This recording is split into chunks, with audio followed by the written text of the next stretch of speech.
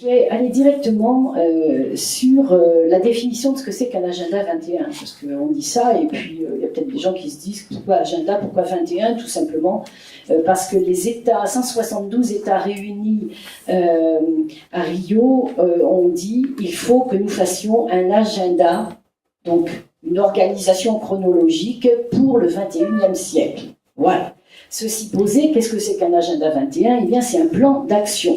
Alors, on entend... Alors, je me méfie des élus, de mes collègues, quelquefois, qui disent « Ah, mais alors, on faisait un agenda 21 sans le savoir. » Quand on est élu, il vaut mieux faire les choses en les sachant. Donc, il y a plein de pistes qui ont été évoquées excellemment par Louis Villaret, le président de la Comcom de la vallée de l'Hérault tout à l'heure. On voit bien que là, il y a déjà des orientations, des pistes qui vont pouvoir constituer un agenda 21. Et un agenda 21, c'est un plan d'action qui permet de mesurer ce qu'on a fait. C'est-à-dire qu'on fait des hypothèses, on les écrit, on les formule en disant cette hypothèse-là, cette action-là, on va la mener, il nous faut 3 ans, ou peut-être il nous faudra 5 ans pour la mener à bien. Et on fixe une durée de l'action. Et puis on se dit de quels moyens avons-nous besoin pour réaliser cette action. Et on la discute. Et on dit ces moyens, on va aller les chercher. Et quelquefois, on va les chercher en complément de ce que vous savez faire tous ensemble, auprès de la région, auprès du département. Et donc, ça nous amène ensuite à évaluer le parcours que l'on a fait ensemble. Au bout des 3 ans, au bout des 5 ans, avons-nous atteint nos objectifs ? Est-ce qu'ils sont un peu, moyennement, beaucoup, pas du tout atteints ? Qu'est-ce qui a fait frein ? Qu'est-ce qui a été un empêchement ? Et cette analyse-là, elle est phénoménale parce que c'est généralement les essais et les erreurs que nous faisons qui nous apprennent quelque chose et pas tellement nos réussites. Nos réussites, juste, flattent notre narcissisme, on est content de soi, et tant mieux. Mais ce qui est intéressant, au fond, dans la vie politique et dans la conduite des politiques publiques, c'est de savoir repérer ce qui fait frein, ce qui est empêchement, pour bien sûr les dépasser et trouver les moyens nécessaires à atteindre notre objectif. Donc l'agenda 21, voilà, il s'agissait plus qu'une formulation de bien dérouler de quoi il s'agit. Ensuite, ce que j'ai envie de vous dire, donc vous le savez pour bon nombre d'entre vous, je vois beaucoup de visages amis dans la salle, que ce soit les collectivités ou les institutions ici représentées, qui s'occupent ou de la petite enfance ou de l'aménagement des territoires. Nous nous connaissons, nous nous voyons souvent dans des réunions et vous savez, mais je veux le rappeler, que le Conseil général a mis en place son agenda 21 en 2003 et que nous sommes aujourd'hui à notre 3e génération d'action, donc on a quand même un certain recul là-dessus. Et puis nous avons mis en place, j'ai mis en place, je dois le dire, un réseau des agendas 21, de sorte qu'on se soutienne entre élus, car l'élu en charge dans une collectivité de l'agenda 21, il procède à un exercice assez difficile puisque, et ça me permet de définir de quoi il s'agit, quand on parle de développement durable, on a parlé de développement jusque-là, développement économique, avec les remarques de mon ami Négrier, développement des territoires, avec les remarques de Louis concernant la viticulture, concernant l'eau, etc. Et là, quand on fait un agenda 21, on parle de développement durable, c'est-à-dire qu'on inscrit dans le temps, dans l'avenir, des actions qui doivent préserver, en fait, nos territoires pour ceux qui viendront après nous. Et ça, c'est une grande responsabilité. Je crois qu'ici, dans la salle, cette responsabilité est largement partagée. On n'a bien sûr pas le souci que du temps de notre mandat.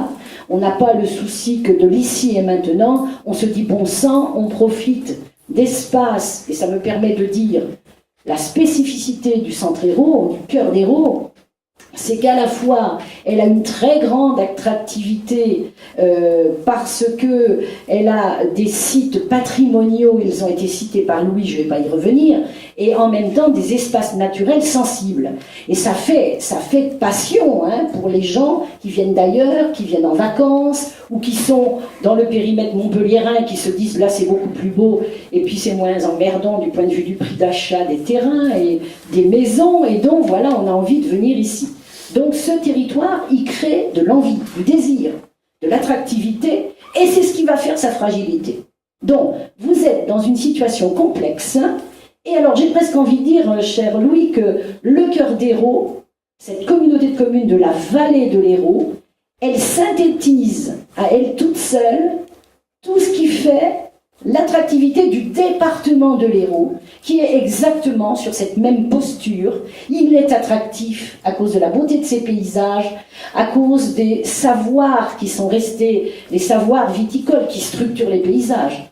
La viticulture, elle a plein de vertus, outre qu'elle fait des vins qu'on a plaisir à partager, hein, c'est qu'elle structure les paysages et que quand il y a un incendie, qu'est-ce qui arrête l'incendie? Eh bien, ce sont les terres viticoles.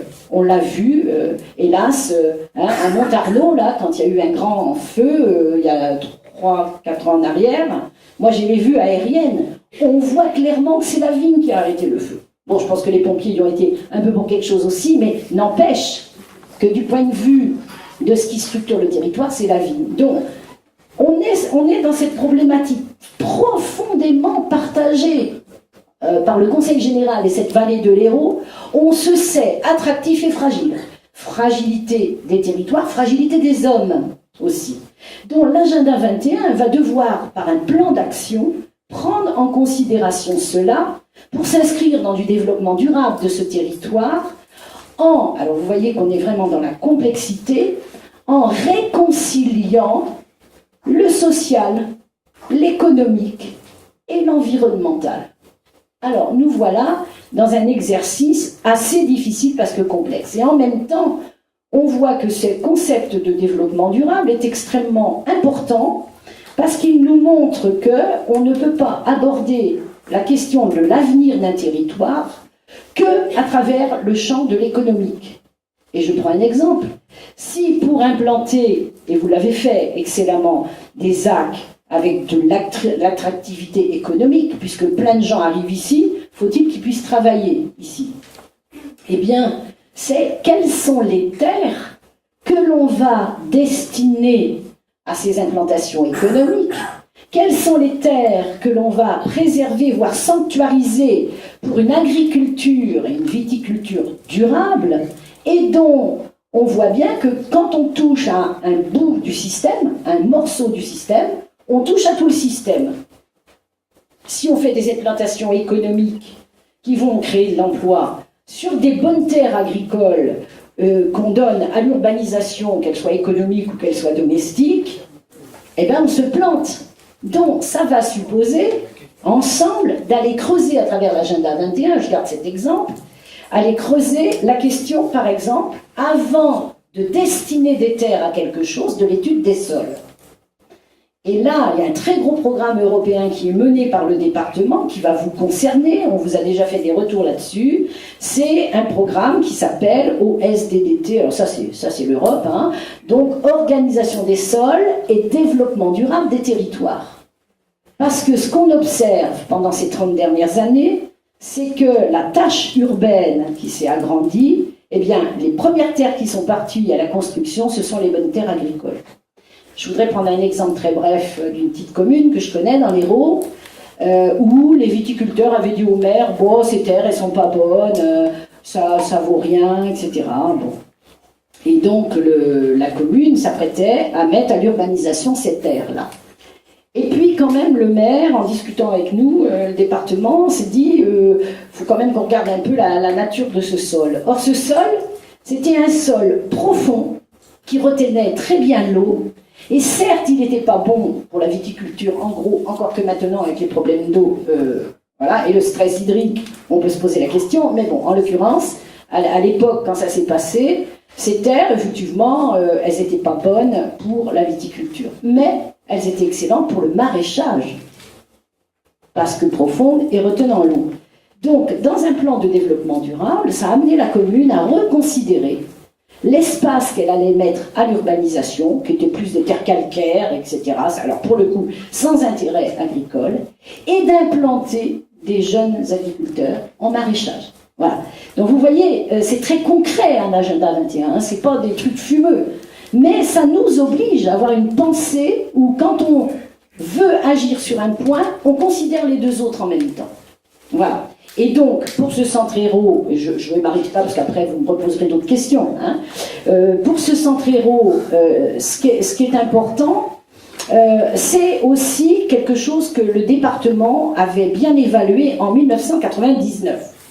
Vous vous rappelez, on était venu vers vous et avec le président Vézinet, on avait fait des tables rondes. Ça s'appelait le projet départemental Héros 2005, en 99. Et puis après, il y a eu Héros à venir. Et on est revenu vers vous pour dire, voilà, nous, vu du département, comment vit le territoire et quelles précautions nous allons prendre et aider le territoire. Alors, à travers cela, nous étions très soucieux de l'arrivée de cette A75. Parce qu'on savait que la A75 allait amener un flux de population, une traversée de votre territoire qui amènerait des gens à avoir envie de s'y installer, de s'y arrêter, et dont la question de l'urbanisation était au centre de nos préoccupations départementales, car ce qu'on avait vu jusque-là, c'est de l'extension de lotissement à tout va, hein, et puis du mitage des territoires. Et là, on parle, il y a toutes sortes de gens dans la salle, je m'adresse spécifiquement aux élus. Il y a la demande sociale, ce que les gens ont envie de faire, et puis il y a ce qui est bon pour le territoire. Et malheureusement, la demande sociale n'est pas toujours bonne pour le territoire et son avenir. Or, nos concitoyens, un petit peu égoïstement, entre guillemets, ont tous envie d'avoir leur villa sur 1000 mètres carrés avec leur piscine. Voilà, ça c'est la demande sociale. Et les maires prennent une pression sur le dos considérable, bien évidemment, pour avoir du terrain à construire, et à construire d'une certaine façon.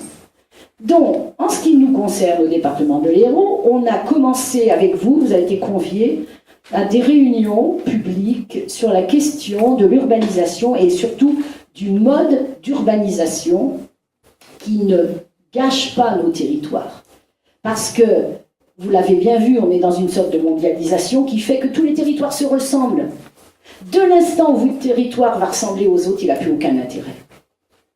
Et puis, on va gâcher de la richesse patrimoniale considérable. Donc, la question des modes d'urbanisation, je mets des précautions autour de ce que je dis, c'est-à-dire de la manière dont on va construire, dont on va urbaniser, dont on va penser l'espace, est au centre des préoccupations du Conseil général et bien évidemment de l'appui qu'il va amener au territoire en fonction évidemment d'une cohérence que nous avons retrouvée entre le Conseil général et puis ce que vous avez l'intention de faire.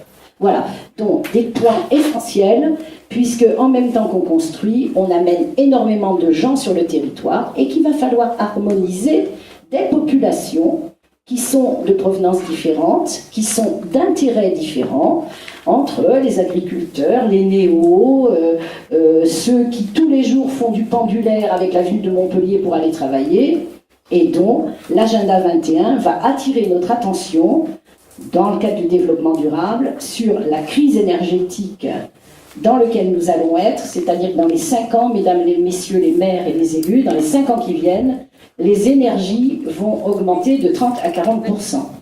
Ça veut dire que les gens qui ont une petite villa pas bien isolée, une maison ancienne pas bien isolée, vont payer une facture importante d'électricité, de chauffage, plus leur facture de déplacement. Or, petit élément concret là aussi, quand une famille consacre 10% de son budget à son déplacement, elle est déjà en déséquilibre et en précarité énergétique.